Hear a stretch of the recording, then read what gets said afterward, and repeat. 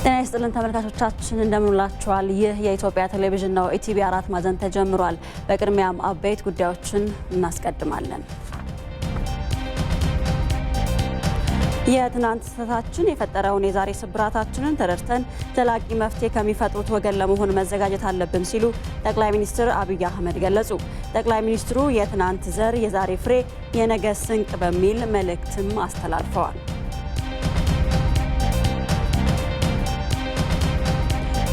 የፈረስ ጉግስ ከትውልድ ወደ ትውልድ የሚሸጋገር ትውፊት ነው ሲሉ የደብረ ታቦር ከተማ ከንቲባ ገለጹ።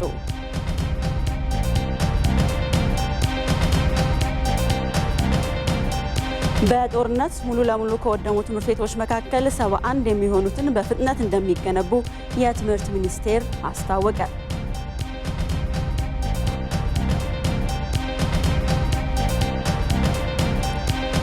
ከውጭ የአውሮፓ ህብረት የህብረቱ ሀገራት ብክለት የማያስከትል ቴክኖሎጂ ማዕከል እንዲሆኑ የሚያስችል አዲስ እቅድ ይፋ አደረገ።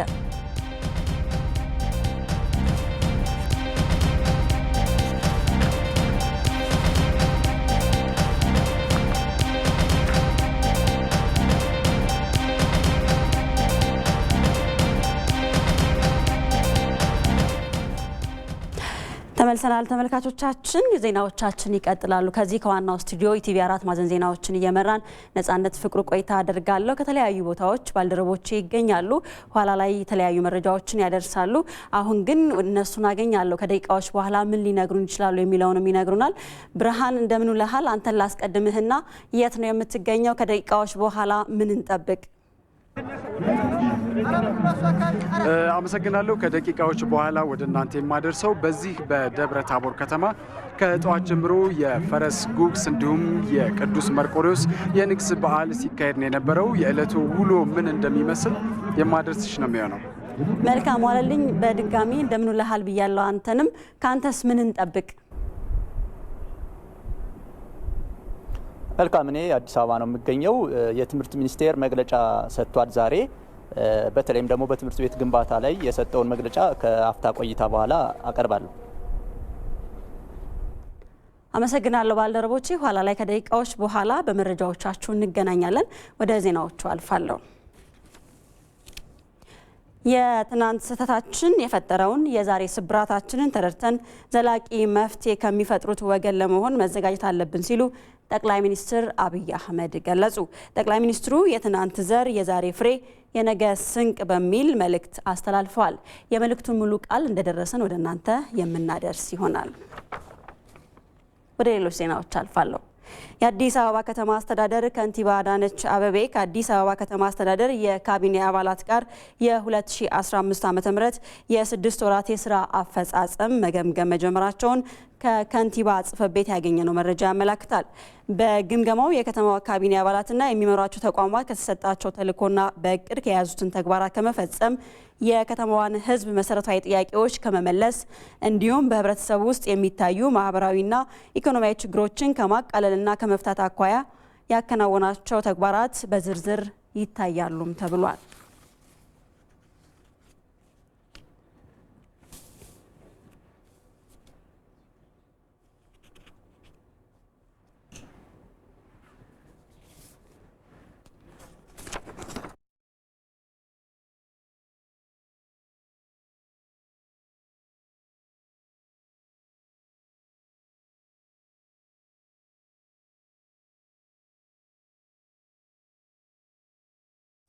ተመልሰናል ተመልካቾቻችን። ቀጥታ ወደ ባልደረቦቻችን እናልፋለን። የምናስቀድመው ደግሞ ብርሃን እያዩን ይሆናል።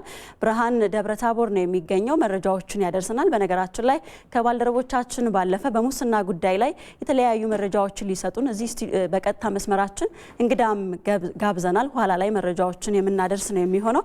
ብርሃን ወደ አንተ ልምጣና ቀደም ሲል እንግዲህ አጠር ባለ መልኩ መረጃዎችን አድርሰን ነበርና ምናልባት አንተ ባለህበት አካባቢ እየተከናወኑ ያሉ ሂደቶች ምን ይመስላሉ? ምንስ ታዘብክ? የሚለውን መረጃዎችን ብታካፍለን። አመሰግናለሁ። የኢትዮጵያ ብሮድካስት ኮርፖሬሽንም እንግዲህ በተለይ ቀደም ሲል እንግዲህ ከ5 ሰዓት ጀምሮ በቀጥታ ስርጭታችን ስናስተላለፍ ነው የነበረውና በዛሬው ዕለት ሲከናወን የነበረው ምንድነው? በዚህ በደብረ ታቦር ላለፉት በርካታ ዓመታት ሲከበር የነበረ እንደዚሁም በእምነቱ ዘንድ በተለይ የቅዱስ መርቆሬዎስ የንግስ በዓል የሚከበርበት ነው። በዚህ ዕለትም እንግዲህ የፈረስ ጉግስ እንደዚሁ ዝግጅት የሚካሄድበት ነው። በዛሬው ዕለትም እንግዲህ እጅግ በደመቀና በአማረ ሁኔታ ይህ ሃይማኖታዊ ስርዓቱን በጠበቀ መልኩ እንደዚሁ ሲካሄድ ነበር። ከዛም ባለፈ ይህ የፈረስ ጉግስም እንደዚሁ ሲካሄድ የነበረበት ነው። በዚህ ስነ ስርዓት ላይ እንግዲህ በርካቶች ናቸው የተገኙበት። ከፌዴራል መንግስት የመጡ አሉ፣ እንደዚሁም ከተለያዩ የሀገሪቱ ክፍሎች የመጡ ተወካዮች የላኩበት ስነ ስርዓት ነው የነበረው። በዚህ ስነ ስርዓት ላይ እንግዲህ በዋናነት የተነሱት ሀሳቦች እንደዚህ አይነት ባህሎችን እንጠብቃለን፣ ለሌሎች በማስተዋወቅ የቱሪስት መስህብ ከማድረግ ባለፈ ኢንቨስትመንቶችን በመሳብ የአካባቢው ማህበረሰብ ስራ አጦችን ወደ ስራ አጥነት እንዲገቡ ከማድረግ አንጻር መሰራት አለበት የሚል ነው። ከዛም ባለፈ ይህ በተለይ ይህ ባህል ኢትዮጵያ በዩኔስኮ ካስመዘገበቻቸው ቅርሶች መካከል አንዱ ሆኖ እንዲመዘገብ በተለይ ከማይደሰሱ አንዱ ሆኖ እንዲመዘገብ ከፍተኛ ፍላጎት አለና ይህንን ለማስመዝገብ ይህንን ሃይማኖታዊ ባህል በተለይ ለማስመዝገብ እንግዲህ በከፍተኛ ሁኔታ የሚሰራበትና የአካባቢው ማህበረሰብ ይህ እንዲመዘገብ ስርዓቱን በጠበቀ መልኩ እያከናወኑ የሚገኝበት ሁኔታ ነው ያለው። አሁንም እናንተ እየተመለከታችሁት እንዳላችሁት ከሆነ ከጀርባዬ በርካቶች ናቸው ይህንን ዝግጅት እያከናወኑ ያሉት። ከጠዋት ጀምሮ ነው በነገራችን ላይ ይህ የፈረስ ጉግስ ስነ ስርዓት እየተካሄደ የሚገኘው በቡድን በመከፋፈል እናም በመሆኑም ይህ በተለይ በመላው ሀገሪቱ የሚገኙ ሁሉም የህብረተሰብ ክፍሎች ይህንን በመመልከት በቀጣይም ወደዚህ ወደ ደብረ ታቦር በመምጣት ይህንን በዓል እንዲያከብሩ ከዛም ባለፈ የአካባቢውን ትውፊት እንደዚሁ በመረዳት እንዲሄዱ ነው። በነገራችን ላይ ደብረ ታቦር የኢትዮጵያ ላለፉት ማለቴ ለ70 ዓመታት ያህል የኢትዮጵያ ርዕሰ ከተማ በመሆንም አገልግላለች። በተለይ በአጼ ቴዎድሮስ ጊዜ ማለት ነው። ይህችን በተለይ ታሪካዊት ከተማ ወደ ቀደመ ገናናነቷ ለመመለስ በርካታ ስራዎች የሚሰሩበት እንደሆነ የተገለጸበት በዓል ነው። ይህ ዝግጅትም እንግዲህ በተጠናከረ መልኩ በየዓመቱ ልክ ከዘንድሮ ባለፈ በተጠናከረ መልኩ የሚቀጥልበት ሁኔታ እንዳለ ከከተማ አስተዳደሩ የስራ ኃላፊዎች እንደዚሁም ከምሁራን ያገኘነው መረጃ ያመለክታል። በምሽትም እንግዲህ ሌሎች ዜናዎችን ወደ እናንተ የምናደርስ ነው የሚሆነው። ነጻነት አመሰግናለሁ ብርሃን። ተመልካቾቻችን በነገራችን ላይ በዚህ ጉዳይ ላይ ከምሽት ባለፈ በዚህ በዜና ቆይታችን በዝርዝር የምንመለከታቸው ጉዳዮች ይኖሩናል። አብራችሁን ቆዩ። ወደ ሌሎች ዜናዎች አልፋለሁ። በጦርነት ሙሉ ለሙሉ ከወደሙ ትምህርት ቤቶች መካከል 71 የሚሆኑትን በፍጥነት እንደሚገነቡ የትምህርት ሚኒስቴር አስታወቀ። 3300 የሚሆኑ የትምህርት ቤቶች በአማራና አፋር ክልሎች አካባቢዎች የወደሙ መሆናቸውን የገለጹት የትምህርት ሚኒስትሩ ፕሮፌሰር ብርሃኑ ነጋ በዚህ ዓመት ቅድሚያ ተሰጥቷቸው 71 የሚሆኑ ትምህርት ቤቶች ደረጃቸውን ጠብቀው ተገንብተው ለቀጣይ ዓመት የትምህርት ዘመን ደርሱ ይሰራልም ብለዋል። 5ቱ ትምህርት ቤቶች በዲያስፖራ ወገኖቻችን፣ 16ቱን በሰዎች ለሰዎች ድርጅትና 50ውን ደግሞ ከተለያዩ አካላት በተገኘ ድጋፍ በትምህርት ሚኒስቴር የሚገነቡ መሆኑም ነው የተገለጸው። ለግንባታው ደግሞ ከ50 በላይ ስራ ተቋራጮችና አማካሪዎች ጋር እየተሰራ መሆኑን የትምህርት ሚኒስትሩ ፕሮፌሰር ብርሃኑ ነጋ ገልጸዋል። የግንባታ ግብዓቶችንም ትምህርቶች ሚኒስቴር እንደሚያሟላ ተገልጿል። ሙሉ ለሙሉ ለወደሙ ትምህርት ቤቶች መልሶ ግንባታም ወደ 2.8 ቢሊዮን ብር ወጪ እንደሚደረግም ተጠቁሟል።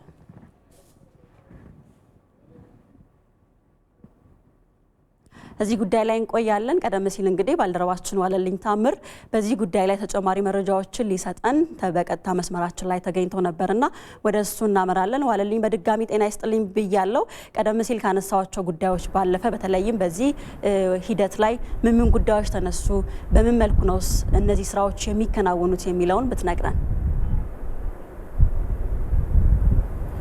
መልካም። እንግዲህ ዛሬ የትምህርት ሚኒስቴር በሰጠው መግለጫ በሀገሪቱ በቀጣዮቹ 4 ዓመታት የተለያዩ ትምህርት ቤቶችን ይገነባሉ ነው ያለው። እነዚህ ትምህርት ቤቶች በተለይም ደግሞ በሰሜኑ በነበረው ጦርነት ምክንያት ከፍተኛ ውድመት የደረሰባቸው ሙሉ በሙሉ የወደሙ ትምህርት ቤቶች ላይ ትኩረት ይደረጋል ተብሏል። ለዚህም 71 ትምህርት ቤቶች በተለያዩ ወገኖች ግንባታቸው በዚህ ዓመት ተጠናቀው ለቀጣዩ የትምህርት ዘመን ማለትም በ2016 ለሚኖረው የትምህርት ዘመን ዝግጁ እንደሚሆኑ ነው የተገለጸው። በተለይም ደግሞ የትምህርት ሚኒስትሩ ፕሮፌሰር ብርሃኑ ነጋ እንዳሉት በሰሜኑ ጦርነት ከ3300 በላይ ትምህርት ቤቶች ሙሉ በሙሉ በሚባል ደረጃ የወደሙ አሉ። ከነዚህ መካከል ነው እንግዲህ 71 ትምህርት ቤቶች ማለትም 5ቱን በዲያስፖራ ትረስት ፈንድ 16ቱን በሰዎች ለሰዎች በተባለ ድርጅት እና 50ዎቹን ደግሞ ከዓለም ከተለያዩ አካላት በተገኘ ድጋፍ የትምህርት ሚኒስቴር እንደሚያሰራው ነው የገለጹት።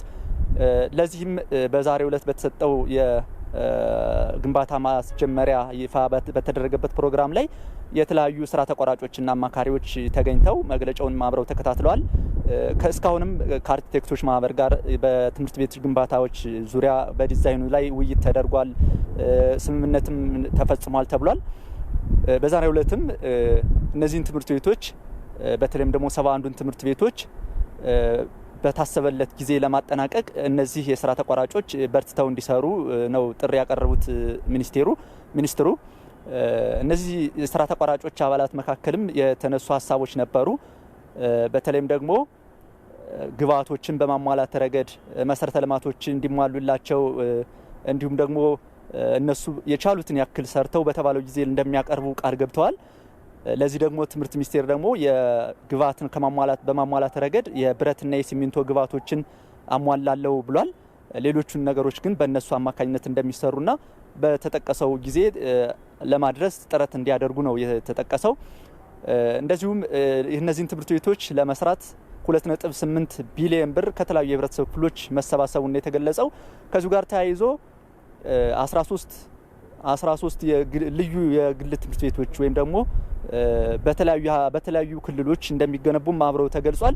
50 ትምህርት ቤቶች አንደኛና የሁለተኛ ደረጃ ትምህርት ቤቶችና 13 ልዩ አዳሪ ትምህርት ቤቶች በተለያዩ አካባቢዎች ይገነባሉ ተብሏል። በተለይ በሰሜኑ ጦርነት የወደሙትን ሙሉ በሙሉ የወደሙትን ትምህርት ቤቶች 45 የሚሆኑ ትምህርት ቤቶች በአማራ ክልልና ቀሪዎቹ የተወሰኑት ደግሞ በአፋር ክልል የሚገኙ ናቸው ተብሏል። ሌሎቹ የልዩ አዳሪ ትምህርት ቤቶችና 50ዎቹ የአንደኛና የሁለተኛ ደረጃ ትምህርት ቤቶች ደግሞ ሞዴል ትምህርት ቤቶች ተብለው በተለያዩ ክልሎችና የከተማ አስተዳደሮች ይገነባሉ ነው ያሉት ሚኒስትሩ። እንግዲህ እነዚህን ትምህርት ቤቶች ለመገንባት ሁሉም የህብረተሰብ ክፍል በግንባታዎቹ አካባቢዎች የሚገኙ የህብረተሰብ ክፍሎች በተለየ ድጋፍና ክትትል እንዲያደርጉ፣ ሌሎችም ባለድርሻ አካላት በዚህ ትምህርት ዘርፍ ላይ ያለውን ስራ እንዲደግፍ ነው ጥሪ የቀረበው። የትምህርት ሚኒስቴር ደግሞ እነዚህን የትምህርት ቤት ግንባታዎች ማድረግ አንዱ ዋና ተግባሩ እንደሆነ ነው የተጠቀሰው። ነጻነት ይህንን ይመስል ነበር ባጭሩ። መልካም ዋለልኝ፣ ስለ መረጃዎች አመሰግናለሁ።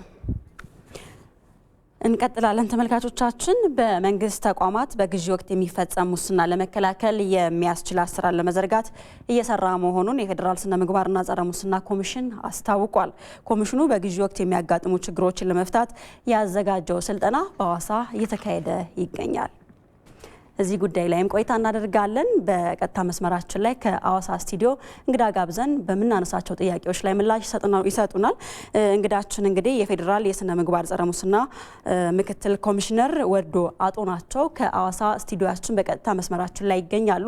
እንደምን ውለዋል ብያለሁ። ወደ ጥያቄ አልፋለሁ።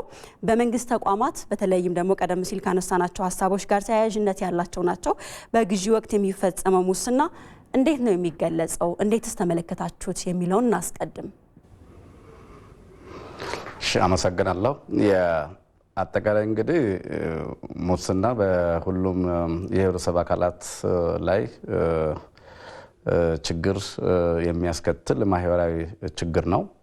ይህን ችግር ደግሞ ለመዋጋት በየደረጃው የሚገኙ የህብረተሰብ ክፍሎች በተደራጀ መንገድ ሁሉም መታገል ይገባቸዋል። ሙስና እንግዲህ በጣም ዘርፈ ብዙ ነው፣ ባህሪውም በጣም የተለያየ ነው። ስለዚህ እንደየዘርፉ ማለት ነው እንደየመገለጫው ሙስና ሊከሰትባቸው ይችላሉ ተብለው የሚለዩትን የትኩረት አካባቢዎች በመለየት በእነዚህ ላይ ዝርዝር ጥናት በማድረግ እና በጥናቱ ግኝት ላይ የተመሰረተ የመከላከያ ዘዴዎች እንዲቀየሱ በማድረግ ኮሚሽናችን ያው በርካታ ስራዎችን ሲሰራ ቆይቷል። የሩቁን እንኳን ትተን በቅርብ ጊዜ ማለት ነው በ2015 ላይ በትምህርት ዘርፍ የሚስተዋሉ ችግሮች እንደሆኑ በዝርዝር አጥንተን ከባለድርሻ አካላት ጋር በመወያየት የሚመለከታቸው አካላት የመከላከያ ሰነድ ወይም ስትራቴጂ እንዲያዘጋጁ አቅርበንላቸዋል። በገቢዎችና ጉምሩክ ዘርፍ በተመሳሳይ መልኩ እንደዚሁ በተለያዩ ማለት ነው በአጠቃላይ በዲግሪ ስርዓቱ ያለው ችግር እንደዚሁ ለመዳሰስ ሙከራ አድርገናል። የዛሬው ደግሞ እንደዚሁ መገለጫው በጣም ብዙ ስለሆነ በመንግስት ተቋማት ማለትም በመንግስት ከፍተኛ የትምህርት ተቋማት የተቆጣጣሪ መስሪያ ቤቶች እንዲሁም በመንግስት የልማት ድርጅቶች ከግዢ ጋር ተያይዘው የሚስተዋሉ ብልሹ አሰራሮች ባህሪያቸው ምን እንደሚመስል እና ከዚህ ባህሪ ተነስቶ ደግሞ የመከላከያ ዘዴዎቻቸው ምን መምሰል እንዳለባቸው ስልጠና አዘጋጅተን ከነኚህ ቅድም ከጠራኋቸው የመንግስት ተቋማት ወደ 148 የሚጠጉ ስልጣኞች የሚታደሙበት ስልጠና እዚህ አዋሳ ላይ እያደረግን እንገኛለን። ስለዚህ ግዢ ሁላችሁ እንደምትረዱት በጣም በዓለም ደረጃም በአፍሪካ ደረጃም በተመሳሳይ በእኛ በሀገራችን ደረጃ ከፍተኛ የሆነ የመንግስት በጀት የሚመደብለት ስራ ነው።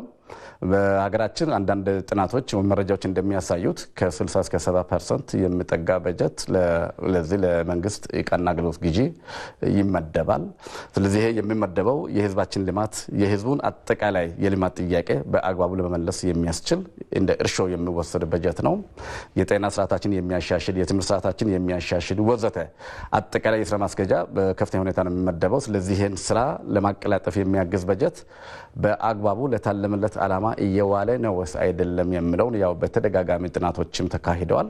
ስለዚህ ግዢም በሀገራችን ተጨባጭ ሁኔታ ለሙስናና ብልሹ አሰራር ከተጋለጡ የስራ ዘርፎች በግንባር ቀደምትነት የሚጠቀስ ነው። ስለዚህ ይሄ ችግር እንዲሁ ዝም ብለው በርቀት በማውገዝ ብቻ የምንሻገረው ችግር ስላይደለ፣ ስለዚህ በውስጡ ያለው ነገር ምንድነው? ማን ነው እየፈጸመ ያለው? ማን ነው ስራውን እየመራ ያለው? እንዴት ነው መታገል መቻል ያለብን የሚለውን አጀንዳውን የጋራ አድርገን በጋራ ለመዝመት የሚያስችል አጠቃላይ የአቅም ግንባታ ስልጠና ነው። ለዚህ ከሁሉ ቅድም ከጠቀስኳቸው ተቋማት ለተገኙት የስራ ኃላፊዎች እየሰጠን ያለ ነው። ስለዚህ ግዢ ከእቅድ አዘገጃጀት ጀምሮ ከግዢ ፍላጎት ዳሰሳ ጀምሮ እስከ ከቢድ ፕሮሰሱን ከማዘጋጀት ጀምሮ እስከ አጠቃላይ ኮንትራት አስተዳደር ድረስ ያሉትን አጠቃላይ የተለያዩ የስራ ዑደቶችን አልፎ የሚፈጸም ነው። ስለዚህ በእነኚህ አጠቃላይ የስራ ዑደቶች ውስጥ የሚስተዋሉ ችግሮች አሉ። እነሱ አንድ ባንድ እየተነሱ ውይይት የተደረገ ነው ያለው። ስለዚህ እሱ ላይ የተመሰረተ የመከላከያ ስልትም ተቀምጦ ወደ ስራ የሚገባ ይሆናል ማለት ነው። መልካም፣ እናመሰግናለን ስለ መረጃዎቹ እና መልካም ቀን ይሁንልዎት። እንቀጥላለን። ኢቲቪ 4 ማዕዘን ዜናችን ይቀጥላል። አብራችሁን ቆዩ።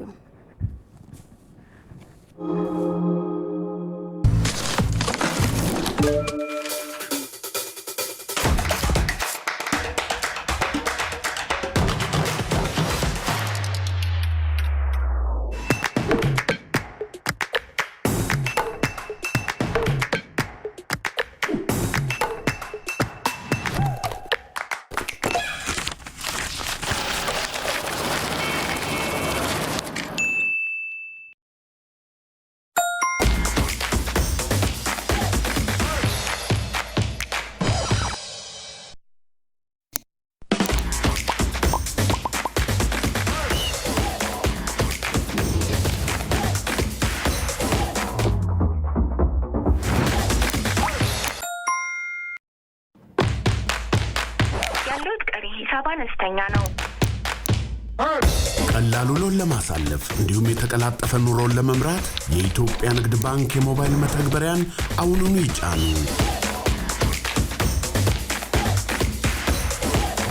የኢትዮጵያ ንግድ ባንክ ሁሌም የሚተማመኑበት ባንክ።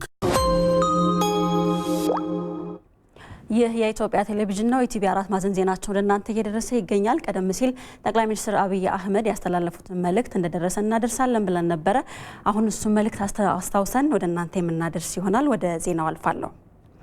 የትናንት ስህተታችን የፈጠረውን የዛሬ ስብራታችንን ተረድተን ዘላቂ መፍትሄ ከሚፈጥሩት ወገን ለመሆን መዘጋጀት አለብን ሲሉ ጠቅላይ ሚኒስትር አብይ አህመድ ገለጹ። ጠቅላይ ሚኒስትሩ የትናንት ዘር የዛሬ ፍሬ የነገ ስንቅ በሚልም መልእክት አስተላልፈዋል። የመልእክቱን ሙሉ ቃል ሙሉ ግርማይ እንደሚከተለው ያቀርበዋል። የትናንት ዘር የዛሬ ፍሬ የነገ ስንቅ። አንድ ነገር የሚፈጠርበትና የሚታወቅበት ወቅት ሊለያይ ይችላል። ጽንስ ከተፈጠረ ከወራት በኋላ እርግዝና ሆኖ ይታያል። ሕፃን ሆኖ ለመወለድ ደግሞ ተጨማሪ ጊዜያትን ይወስዳል። የተወለደ ሕፃን አድጎና ጎልብቶ ስብዕናውና ባህሪው ሙሉ ለሙሉ የሚታወቀው ደግሞ ከዓመታት በኋላ ነው። የሕይወት ትልቁ ሚስጥር ትናንት በማይታየው ጽንስና በጨቅላው ሕፃን ውስጥ የዛሬው ትልቅ ሰው ተሰውሮ መኖሩንና ማደጉ ነው። የነገውን ማንነትና ውጤት ዛሬ የሚደረጉ እርምጃዎችና ማስተካከያዎች ሊቀርጹትና ሊያርሙት መቻላቸው ደግሞ ተስፋ የሚሰጥ እውነታ ነው። የሰብልም ሆነ የአረም ዘር በእርሻ መሬት ውስጥ የሚኖርበትና በቅሎና አድጎ የሚገለጥበት ጊዜ የተለያየ ነው። ዛፉ በዘር ውስጥ ይኖራል። እንደሚያገኘው አፈር፣ አየር፣ ብርሃንና እንክብካቤ በጊዜ ሂደት ውስጥ ሙሉ ማንነቱ ይገለጣል። ልክ እንደ ስነ ሕይወታዊ ዘር ሁሉ በማኅበረሰብ ውስጥ የሚዘራ የሐሳብ ዘርም አድጎና ጎልብቶ አብቦና አፍርቶ በሰዎች ዙሪያ ተጨባጭ ሆኖ ለመገለጥ ዘለግ ያለ ጊዜ ይፈጃል። ለዚያም ነው ያልተገለጠን ነገር እንደሌለ አድርጎ የመውሰድ አልፎ ተርፎም ነገሩ በተገለጠበት ጊዜ እንደተፈጠረ አድርጎ የመገንዘብ ዝንባሌ ስህተት የሚሆነው። በተለይ ስርዓታዊ ለውጥ በጎም ሆነ ክፉ ውጤቱ በአጭር ጊዜ አይታይም፣ አይመዘንምም። ለለውጡ መነሻ የሆኑ ሐሳቦች በግለሰቦቹ ውስጥ ሰርጾ ልማድና ስርዓት ሆኖ የማኅበረሰቡ ማንነት መገለጫ ባህል እስከሚሆን ድረስ ዘመናት ይፈጃል። ለውጡ የሚያስከትላቸው ስብራቶችም ሆኑ ትርፋቶች የሚታወቁት በትውልድ ቅብብሎሽ ውስጥ ነው። ጉዳዩ ከግለሰቦች ሐሳብነት ተነስቶ ፖሊሲ፣ ስትራቴጂና ዕቅድ ሆኖ ሲተገበር ቀስ በቀስ እየተዋሃደ አሰራር፣ አኗኗር፣ ልማድና ባህሪ ይሆናል። እንደ ወረርሽኝ በጥቂቶች ጀምሮ ብዙሃንን ይወርሳል። ከአንድ አካባቢ ተነስቶ ሀገርን ያዳርሳል። ይህንን የለውጥ ሂደት መረዳት ላልቻሉ፣ ጅማሬውንና እድገቱን በትክክል ለማያስተውሉ የሚፈጠሩ ለውጦች ሁሉ ድንገቴና ማኅበረሰባዊ ድንጋጤን የሚያስከትሉ ናቸው። በቅርቡ በሁለተኛ ደረጃ ትምህርት የመልቀቂያ ፈተና የተገኘው ውጤት ለዚህ ጥሩ ማሳያ ነው። ከብዙ ጥናትና ሙግት በኋላ ኩረጃና ስርቆትን በከፍተኛ ሁኔታ ለመቀነስ ተግባራዊ የተደረገው የተማከለ የፈተና ስልት ያስገኘው ውጤት ከፍተኛ ማኅበረሰባዊ መደናገጥን ሲፈጠር ታይቷል። ከተፈታኞቹ 50 ከመቶና ከዚያ በላይ ጥያቄዎችን መልሰው ለማለፍ የቻሉት ተማሪዎች ቁጥር እጅግ አናሳ ናቸው።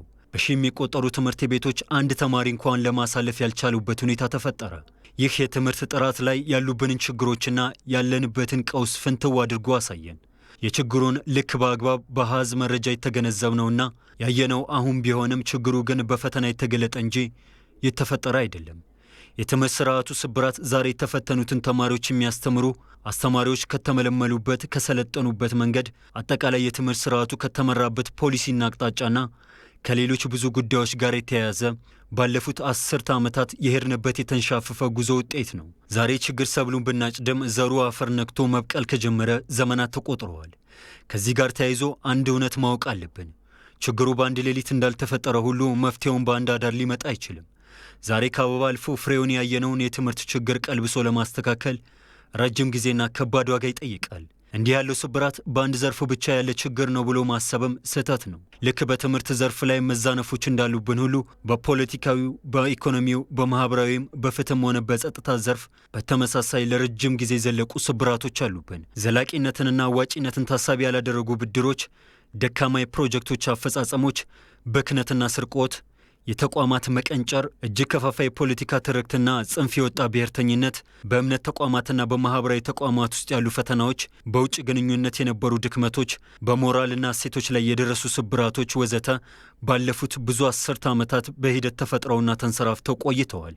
እነዚህን ስብራቶች ልክ እንደ ትምህርት ስርዓቱ የሚጋፈጣቸው ካላገኙ ሳይገለጡ የመኖርና ለድርብርብ ችግሮች መነሻ የመሆን ዕድላቸው ሰፊ ነው። አንድ ገበሬ ዘሩን ከመዝራቱ በፊት በእርሻ ወቅት ነቅሎና ጎልጉሎ ያልጣላቸው የአረም ሰርዶች ስራቸውን ከመሬት በታች ቀብረው የሌሉ ቢመስሉም ዋናውን ችግር የሚፈጥሩት የኋላ ኋላ ለመልካም ዘሩ የሚፈሰውን ውሃና ማዳበሪያ ተሻምተው ካደጉ በኋላ ነው። በዚህም የተነሳ ያ ገበሬ ቀድሞ መንቀልና መጎልጎል በተገባው ጊዜ ከሚያፈሰው ጉልበት በላይ ዋጋ ከፍሎ በአረም ወቅት ለዳግም ልፋት ይዳረጋል። ለዚያም ነው ማኅበረሰባችን ለረጅም ዘመን ካዳበረው እውቀት ተነስቶ አለባብሰው ቢያርሱ በአረም ይመለሱ የሚለው። ትናንት እንደ ሀገር ነቅሰን ያልጣልናቸው ፖለቲካዊና ማኅበራዊ አረሞች የሌሉ እስኪመስሉ ድረስ ሥራቸውን ደብቀው በመቆየታቸው አሁን ምቹ አጋጣሚዎችን እየጠበቁ ለመልካም ልምምዶች የምናፈሳቸውን ፖለቲካዊ ወረቶች ሲሻሙ እያስተዋልን ነው። ባለፉት ብዙ 10 ዓመታት በአፈናና በጉልበት ችግሩን ሸፋፍነነው የሌለ ቢመስለንም ከፋፋይ የሆነው ትርክትና ጽንፍ የረገጠው ብሔርተኝነት ወርሶን ነበር።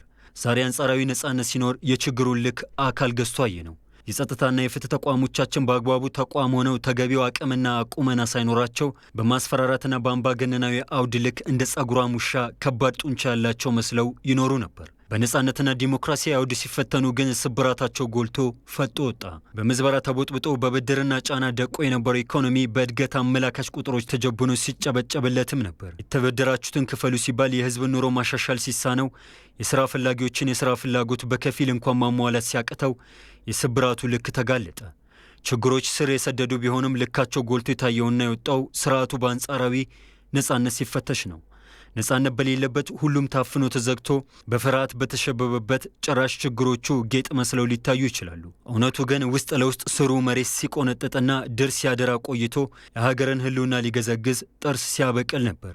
አሁን ከትምህርት ስርዓቱ አንጻር ላለፉት ብዙ ዓመታት የሄድንበት መንገድና ውጤቱን መረዳት ብንችልም ችግሩን ለማሻሻል ግን ገና ብዙ ጊዜ የሚፈጅ ስራ ይጠብቀናል። ችግሩን አውቀነዋል ማለት ዛሬውኑ ፈተን እንጨርሰዋለን ማለት አይደለም። በኢኮኖሚና በፖለቲካ ስርዓታችንም ተመሳሳይ ስራ ይጠብቀናል። በዲሞክራሲና በነጻነት ጥያቄዎች ምክንያት ሲንገዳገዱ ያየናቸው ፖለቲካዊና ማህበራዊ ተቋሞቻችን አቅማቸው የት ድረስ እንደሆነ እያየን ነው። የሥራ ፈጠራና የብድር አከፋፈል አቅማችንም የኢኮኖሚያዊ ስርዓታችንን ደካማነት ቁልጭ አድርገው አሳይተውናል። የችግሩን ልክ ዛሬ ብንረዳም ችግሩ ዛሬ እንዳልተፈጠረ እያሰብንና የመፍትሄ ምንጮች እኛ የዛሬ ትውልዶች መሆናችንን እያመንን በኃላፊነት እንሰራለን። የስብራቶቻችን ልክና የችግሮቻችንን ጥልቀት በሚገባ ተረድተን የማሻሻያ እርምጃዎችንም ተግባራዊ በማድረግ ላይ እንገኛለን። ለረጅም ዘመን ሳይገለጥ አልፎ ተርፎም እንደ ትክክለኛ ነገር ሲቆጠር የኖረን ማህበራዊ ስብራት በሆነ አጋጣሚ ተገልጦ ፊት ለፊት ሲጋፈጡት በመጀመሪያ በድንጋጤ ተውጦ የሚያደርጉት ቢጠፋ እምብዛም አይደንቅም፣ ተፈጥሯዊ ምላሽም ነው። ነገር ግን ጉዳዩንና የነገሩን መሰረት ለመካድ መሞከር ወይም ሰንካላ ሰበብ እያስቀመጡ ማለፍ ለችግሮቹ ዘላቂ መፍትሄ አያመጣም። ለወባ በሽታ የወባ መድኃኒት እንጂ ገና ለገና በሽታው እንደ ራስ ምታትና ብርድ የማለት ምልክቶችን አሳየ ተብሎ የብርድና የራስ ምታት ማስታገሻ መድኃኒቶች እንደ ዘላቂ መፍትሄ አይወሰድም። ችግሮች ሲገጥሙ ጣት መጠቆምና በቀዳዳ ሾልኮ ማምለጥ የሞኞችና የፈሪዎች መፍትሄ ሲሆን፣ ትክክለኛው የብልህና የጀግኖች መንገድ የሚያጋጥሙ ችግሮችን ፊት ለፊት ተጋፍጦ በጥበብ ለመርታት መፍጨርጨር ነው። የትናንት ስህተታችን የፈጠረውን የዛሬ ስብራታችንን ተረድተን ዘላቂ መፍትሄ ከሚፈጥሩት ወገን ለመሆን መዘጋጀት አለብን። በቅርብ ጊዜያት የሚያጋጥሙን ችግሮች ጥልቀታቸው በሙሉ አቅምና ቆራጥነት ወደ መፍትሄው እንድንገባ ሊገፋፉን ይገባል። በአዲስ ሐሳብና ጉልበት ለመገስገስ ተስፋ ሰንቀን እንነሳ። ለላቀ ለውጥና ለተሻለ ነገ እንትጋ። እንደ ሀገርና እንደ ማህበረሰብ የሚያዋጣን መንገድ ይሄው ነው። ከትናንት የወረስናቸው ስህተቶችን ነቅሰን ከጣልን፣ በምትኩ ዛሬ መልካም ዘር ከዘራን፣ ያለ ጥርጥር ልፋታችን መልካም ፍሬ ያፈራል። ለልጅ ልጆቻችንም የተስፋ ስንቅ ይሆናቸዋል። ኢትዮጵያ በልጆቿ ጥረት ታፍራና ተከብራ ለዘላለም ትኖር። ፈጣሪ ኢትዮጵያና ሕዝቦቿን ይባርክ። ጥር 25 2015 ዓ.ም። የስድስት ወራቱ የማክሮ ኢኮኖሚ አፈጻጸም የህዝቡን ኑሮና ችግሮች በሚፈታ መልኩ ወደ መሬት ሊወርድ እንደሚገባው የሚኒስቴር መስሪያ ቤት አመራሮችና የኤጀንሲ እንዲሁም የአስተዳደር ስራ ኃላፊዎች ገለጹ። ኃላፊዎቹ የስድስት ወራቱን የማክሮ ኢኮኖሚ አፈጻጸም አስመልክተው ውይይትም አካሂደዋል። አለሚልፉ ተጨማሪ ዘገባ አላት። የማክሮ ኢኮኖሚ የስድስት ወራት እቅድ አፈጻጸምን አስመልክቶ ከሴክተርና ከተቋማት አመራሮች ጋር ውይይት ተደርጓል።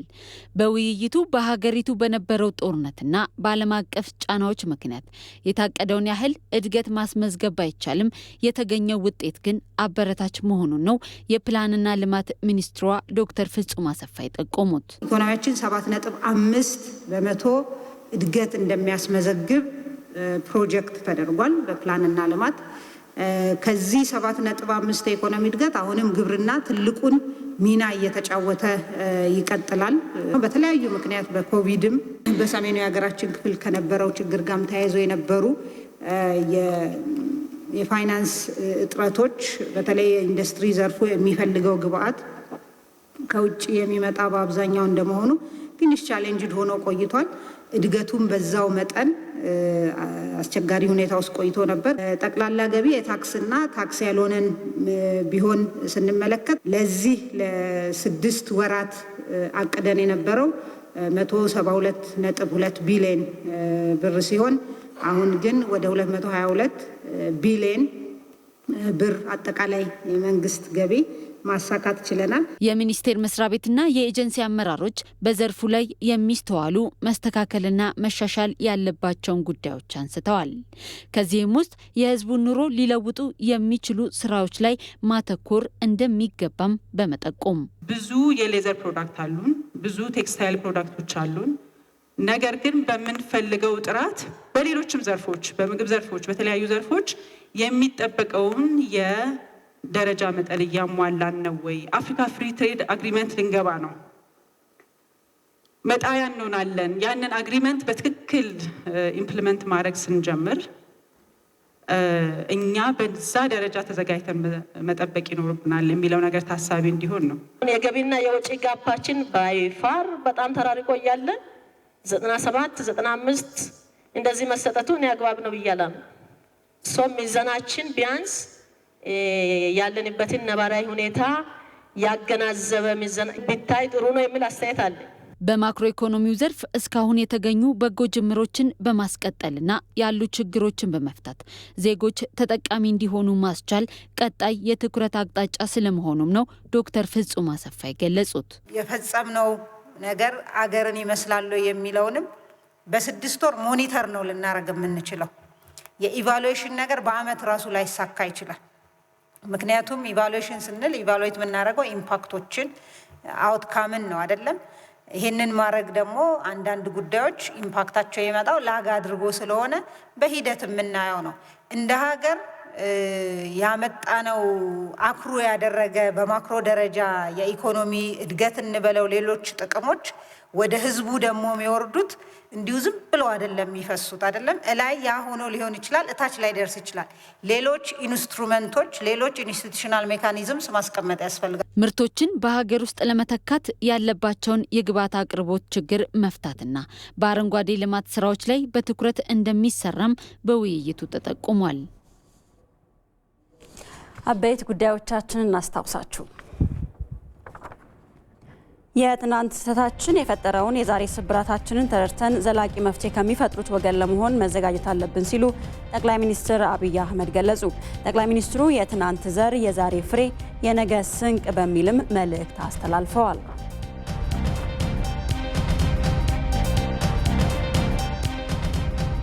የፈረስ ጉግስ ከትውልድ ወደ ትውልድ የሚሸጋገር ትውፊት ነው ሲሉ የደብረ ታቦር ከተማ ከንቲባ ገለጹ።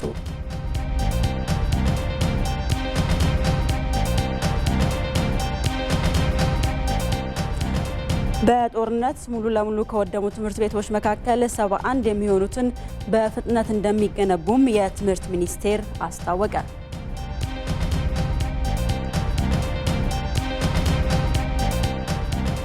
ከውጭ የአውሮፓ ህብረት የህብረቱ ሀገራት ብክለትን የማያስከትል ቴክኖሎጂ ማዕከል እንዲሆኑ የሚያስችል አዲስ እቅድ ይፋ አደረገ።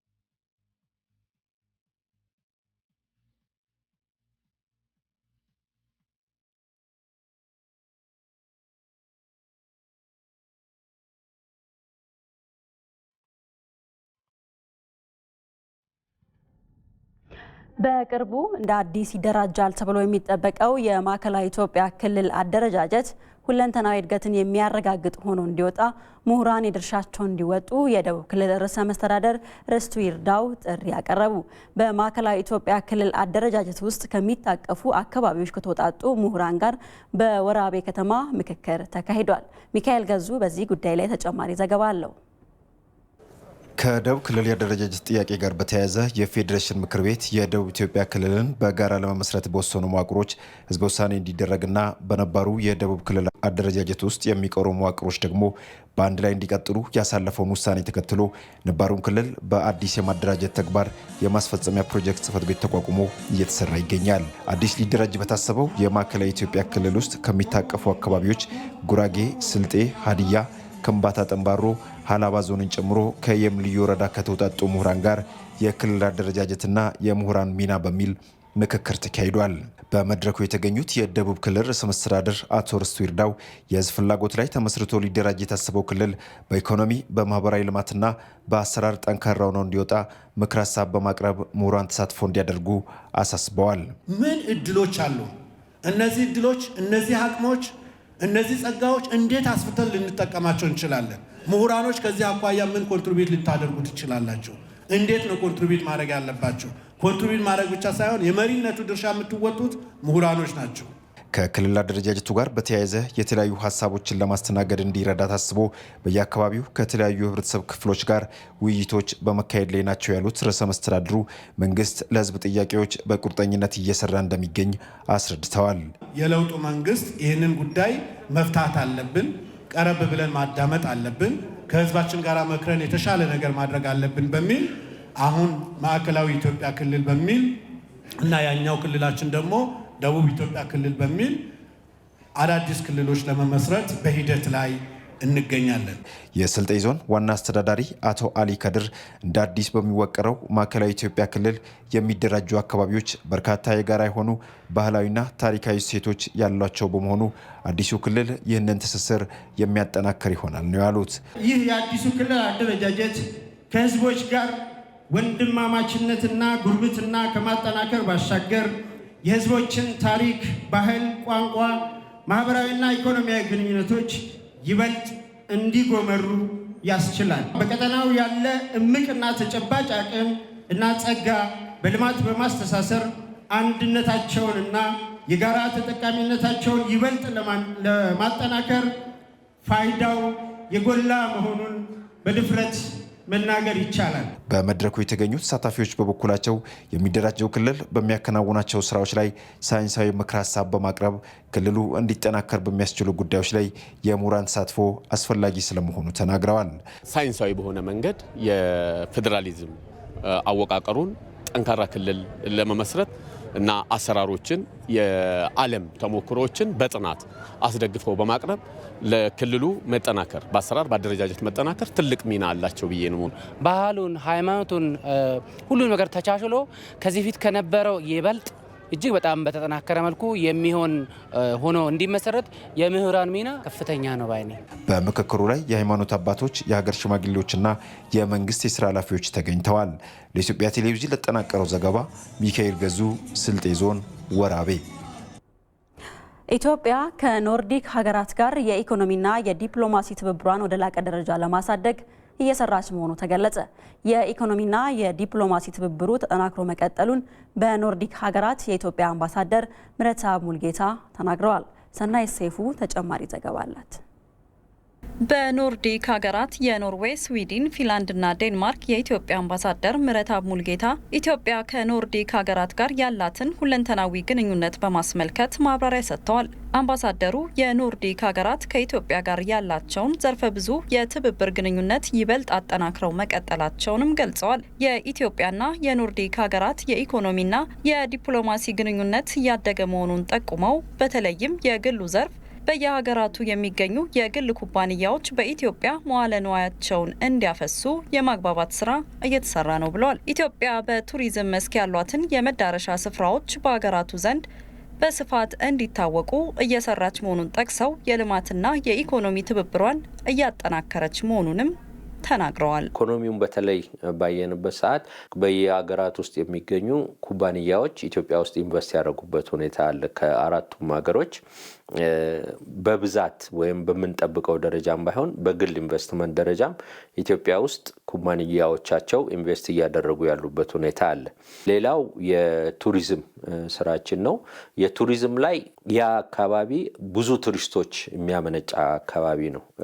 እነዚህ ሀገሮች በተለይ እነሱ ዊንተር ወይም ደግሞ የክረምት ወራት ብዙ በረዶ ያለው ቅዝቃዜ ያለበትና ኦልሞስት ወደ 5 ወር ገደማ ጨለማ ጊዜው ሰፊ የሆነበት ብዙ ሰው ልክ በጋ ሲመጣ ከዛ ወጥቶ ራሱን ለማዝናናት የሚፈልግበት የረፍት ጊዜን ኦልሞስት እንደ ግዳጅ በጋው ሲመጣ የሚጠቀሙበት ሁኔታ ነውና እኛም እነዚህ ሀገር ተወላጆች ይህንን የረፍት ጊዜያቸውን ወደ ሀገራችን መጥተው እንዲያዩ ሀገራችንን እንዲጎበኙ የማድረግ ስራ እንሰራለን። የቱሪዝም አስጎብኝና የአፍሮ ፒያቶስ የጉዞ ወኪል ባለቤት ሐሚድ ካሳዬ በሀገሪቱ የተጀመረውን የቱሪዝም ዘርፍ የማስተዋወቅ ስራ ትልቅ ትርጉም ይኖረዋል ብለዋል። የኖርዲክ ሀገራት ቀጠና ለኢትዮጵያ የቱሪዝም መስክ አዲስ በር የሚከፍት እንደሚሆንና የውጭ ምንዛሬ ገቢ ማስገኛ መንገድ እንደሚሆንም ገልጸዋል።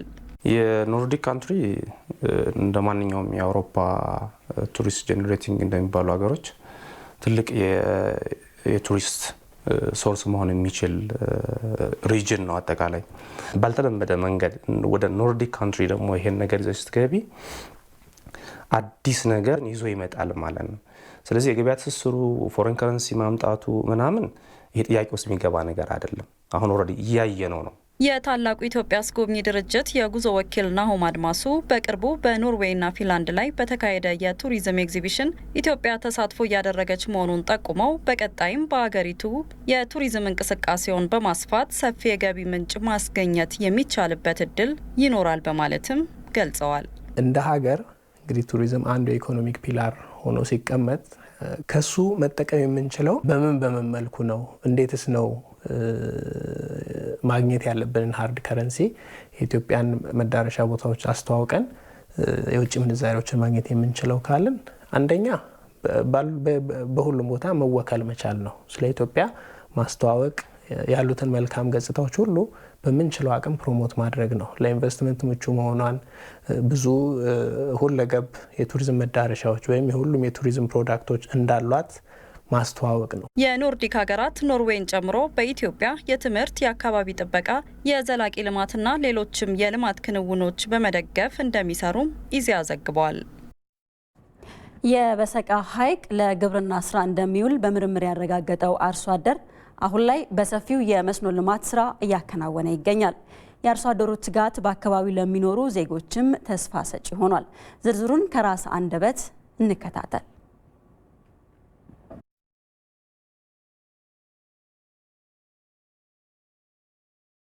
መርሃባ፣ ስሜ ማህሙድ ታምራት ይባላል።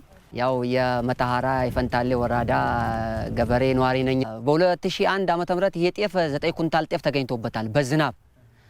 ከ2001 ወደዚህ አላገኘንም በዝናብ ማለት ነው። ዝናብ እጥረት ስላለ ዝናብ የለም፣ ይዘራል፣ ይበቅላል፣ ዳር ሳይደርስልን ነው የሚሄደው። የመጀመሪያ ምርምሬ ያው 2009 ዓ.ም ጤፍ ዘርቼ ነበር። ይሄ የምታዩትን ማሳ በዝናብ ነበር በፊት የምንጠቀመው። ቀረ እንትን ዝናብ አጠፋና ጤፉ ተበላሸ የመጀመሪያ ዝሪት። እንደገና አሁንም ደገምኩና በዛው በስተኋላ ዝናብ ሲመጣ እንደገና አሁንም አረስኩና ዘራሁት። ስዘራው የዝናብ እጥረት ስላለ እዚህ ገደማ ላይ ያው ዝናቡ ሄድና ጤፉ ደረቀብኝ። በዚህ መሃል አጋጣሚ ያው እዚች ዛፏ ስር በቆመ ውጭ ፍየሎች እየጠበቅኩ ነበር። ውሃውን ወታች ያየሁት በሰቃን ሳየው ለምን ይሄንን ውሃ በመስኖ አላስገባበትም ብዬ አሰብኩ። ከዛ በሞተር ጤፉን ልለቅበት አልኩና ውሃው መሬቱን ያበላሽብኛል አልኩና ተጠራጠርኩ። ከዛ ምን ማድረግ አለብኝ አልኩና ራሴን አሰብኩ። ሳስብ ውሃውን ልመራመር የሚል አሰብኩ። ከዛም በኋላ ወደ ቤት ይርኩና ከባለቤቴ ጋር ተማከርኩና 6 ጃሪካን ገዛው። 6 ጃሪካን ገዛውና 6ቱንም አፉን ቆረኩት። እዛም በኋላ አፈር ቆረኩና አፈር ሙላሁት። ከዛ ግቢ ውስጥ መኖሪያ ቤቴ ውስጥ አረኩትና ሶስቱን ጃሪካን በበሰቃ ውሃ እየቀዳው 3ቱን ጃሪካን ደግሞ በውሃ በባንቧ ጎና ለጎን ተኮልኳቸው። መቼ በ2009 ማለት ነው። ከዛም በኋላ ሚጥሚጣም ተክያለሁ፣ ጎመንም ተክያለሁ፣ ኖርማል ነው፣ ቲማቲምም ተክያለሁ። በእንደዚህ አይነት ሂደት 3 አመት ሙሉ ቤኔ ተጠቀምኩት የውሃውን ምርምር። ከዛም በኋላ የቧንቧውም ውሃ የበሰቃውም ውሃ አንድ አይነት መሆኑን ካረጋገጥኩ በኋላ ወደ ማሳ መጣው ማለት ነው። ወደ ማሳ መጣው። ያው እንደምታዩት ይሄን ማሳ እንግዲህ ለመጀመሪያ ጊዜ ቲማቲም፣ ጎመን፣ ሚጥሚጣ ነው ያመረትኩለት ማለት ነው።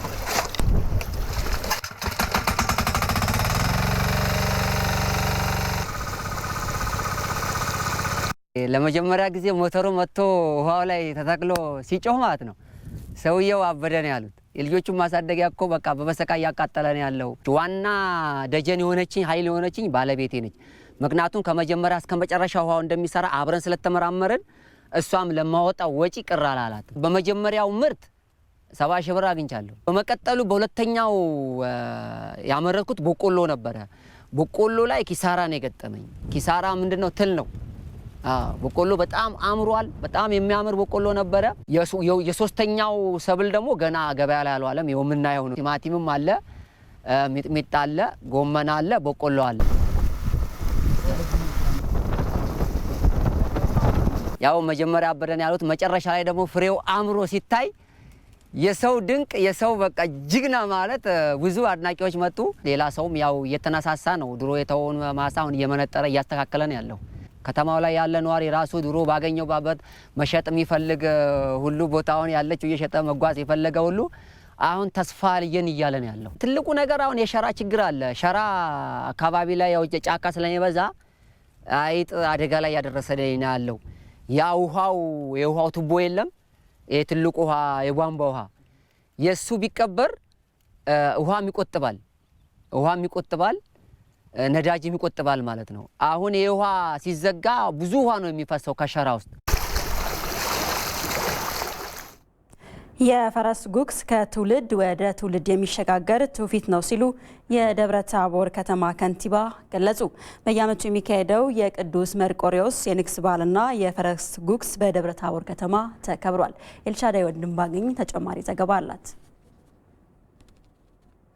ደብረ ታቦር የተቆረቆረችው 1927 ስትሆን በታሪክ አጋጣሚ የኢትዮጵያ ዋና ከተማ የነበረች የነገስታት ማዕከል እንዲሁም አብያተ መንግስታትና መንፈሳዊ ቅርሶች ያሏት ናት። በየዓመቱ የሚካሄደው የቅዱስ መርቆሬዎስ የንግስ በዓልና የፈረስ ጉግስ በደብረ ታቦር ከተማ እየተከበረ ይገኛል። ክብረ በዓሉ አጅባር በተሰኘው ከተማ መሀል በሚገኘው ሜዳ ፈረሰኞች የሚያደርጉት ትርኢት ሲሆን የጉግስ ጨዋታ የሚካሄድና በሌሎች ሃይማኖታዊ ስርዓቶች የሚቀርቡበትና የሚከናወኑበት ስርዓት ነው። የፈረስ ጉግስ ከትውልድ ወደ ትውልድ የሚሸጋገር ትውፊት ነው ሲሉ የደብረ ታቦር ከንቲባ ደሳለኝ በላቸው ገልጸዋል። ይህ የፈረስ ጉግስ ለሀገራችን ትልቅ ሙዚየም ነው። የጀግንነቱ፣ የታሪኩ፣ የእምነቱ ስለ ሀገርና ስለ ወገን በመሰጠት የመታገልና የመፋለም አብነት ከትውልድ ወደ ትውልድ የሚሸጋገርበት ትውፊት ነው። የፈረስ ጉግስ ሀብት ነው። ህዝባችን የሚደሰትበት፣ ጀግና ነገስታቶቻችን የሚጫወቱበት፣ እንግዶችና ቱሪስቶች ከሁሉም አካባቢ የሚታደሙበትና ሀሴት የሚያገኙበት እውነት ነው።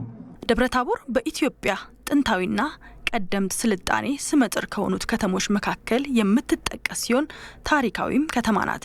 የቀድሞ የኢትዮጵያ መናገሻ ከተማም እንደነበረች ታሪክ ያስረዳል። የኢንዱስትሪ ሚኒስትሩ አቶ መላኩ አለበል ሀገራችን ኢትዮጵያ የብዙ ታሪክና ባህል ባለቤት ናት ብለዋል። ካሉን ውብ እና በየዓመቱ በጉጉት ከሚጠበቁ መንፈሳዊና ባህላዊ በዓላቶች አንዱ ደግሞ ዛሬ በዚህ ተገኝተን የምናከብረው የደብረ ታቦር የመርቆሬዎስ ንግስና ፈረስ ጉግስ በዓል ነው። ባለፉት ጥቂት ሳምንታት ብቻ በላሊበላ፣ በጎንደር፣ በሰከላ ጊዮን፣ በአዊ የፈረሰኞች በዓል በአማራ ክልል የአማራ ሕዝብን እንግዳ ተቀባይነት፣ አስተማማኝ ሰላም መገንባትን የሚያረጋግጡና የማይዳሰሱ ሀገራዊ እምቅ ሀብቶችን ለዓለም ሕዝብ በማስተዋወቅ ለቱሪስት መስህብነት ያለውን ጸጋ የሚያሳዩ ትልልቅ በዓላትን አስተናግዷል። የፈረስ ጉግስ ከቤተ መንግስትና ከጦርነት ጋር የቀደምት ነገስታት የጦር አደረጃጀታቸውን ሲመሰርቱ ፈረሰኞችን ይጠቀማሉ። ወደ ውጭ ዜና አለፍን። የአውሮፓ ህብረት የህብረቱ ሀገራት ብክለት የማያስከትል ቴክኖሎጂ ማዕከል እንዲሆኑ የሚያስችል እቅድ ይፋ አድርጓል። እቅዱ በቀጣዮቹ 10 ዓመታት ስለ አረንጓዴ ኢንዱስትሪዎች 1 ትሪሊዮን ዩሮ ድጋፍ በማድረግ የበካይ ጋዝ ልቀትን ዜሮ ለማድረስ ያለመ ነውም ተብሏል። ዳንኤል ቡዛየው ተጨማሪ ዘገባ አለው። የዓለማችን ሀገራት ኢኮኖሚያቸውን ወደ አረንጓዴ ቴክኖሎጂ ለመቀየር ጥረት እያደረጉ ነው። እንደ አውሮፓውያን አቆጣጠር በነሐሴ 2022 የአሜሪካ ፕሬዝዳንት ጆ ባይደን ያጸደቁት የአሜሪካ የዋጋ ግሽበትን ለማረጋጋት ያስችላል የተባለው እቅድ ያካተተው $369 ቢሊዮን ለአረንጓዴ ቴክኖሎጂ ድጋፍ ለማድረግ የሚውል ነው። አዲሱ ህግ በአሜሪካ የተመረቱ የኤሌክትሪክ መኪናዎችን የሚገዙ ዜጎች $7500 ታክስ እንዲቀነስላቸው ያደርጋል። ይህ ደግሞ የአውሮፓ መኪና አምራች ኩባንያዎችን ከገበያ ውጭ የሚያደርግ ነው በሚል የአውሮፓ ኮሚሽን ቅሬታ አቅርቧል። የሚወሰደው እርምጃ ቀላል፣ ፈጣንና አዎንታዊ ለውጥ የሚያመጣ መሆን አለበት። በዋነኛ ቴክኖሎጂ ላይ በማተኮር የበካይ ጋዝ ልቀትን ወደ ዜሮ ለማድረስ እንሰራለን። የአውሮፓ ህብረትም አረንጓዴ ቴክኖሎጂን በቀጣዮቹ 10 ዓመታት ለማሳደግ $1 ትሪሊዮን መድቧል። የፖለቲካ ተንታኞች ግን ሀገራት ለራሳቸው ኩባንያዎች ብቻ የሚያደርጉት የተናጠል ድጋፍ በአውሮፓ ሀገራት የሚገኙ ትልልቅ ኩባንያዎች በአረንጓዴ ቴክኖሎጂዎች ላይ ከሚሰሩ ትንንሽ ኩባንያዎች ጋር በትብብር እንዳይሰሩ ሊያደርግ ይችላል የሚል ስጋት አላቸው። የንግድ ጦርነት ማድረግ የለብንም። ፈረንሳይና ጀርመን፣ አሜሪካና ቻይና እንደሚያደርጉት ኢንዱስትሪዎቻቸውን መደጎም ይፈልጋሉ። ስለዚህ በበርሊንና ፓሪስ ድጋፍ የሚደረግላቸውን ኩባንያዎች መለየት ያስፈልጋል። ጉዳዩ በአውሮፓ ህብረት ደረጃ ካልታየ በዓለም ገበያ ላይ ትልቅ ተጽዕኖ ያሳድራል። 27 የአውሮፓ ህብረት ሀገራት የዓለም የንግድ ሚዛንን ለማስጠበቅ አሜሪካና ቻይና ለኩባንያዎቻቸው የሚያደርጉት አይነት ድጋፍ ለማድረግ የሚያስችል እቅድ ነው የነደፉት። አዲሱ የአውሮፓ አረንጓዴ ኢንቨስትመንት እቅድ በቀጣዮቹ 10 ዓመታት $1 ትሪሊዮን በአረንጓዴ ኢንዱስትሪዎች ላይ በማዋል የበካይ ጋዝ ልቀትን ዜሮ ለማድረስ ያለመ መሆኑን የዘገበው DW ነው።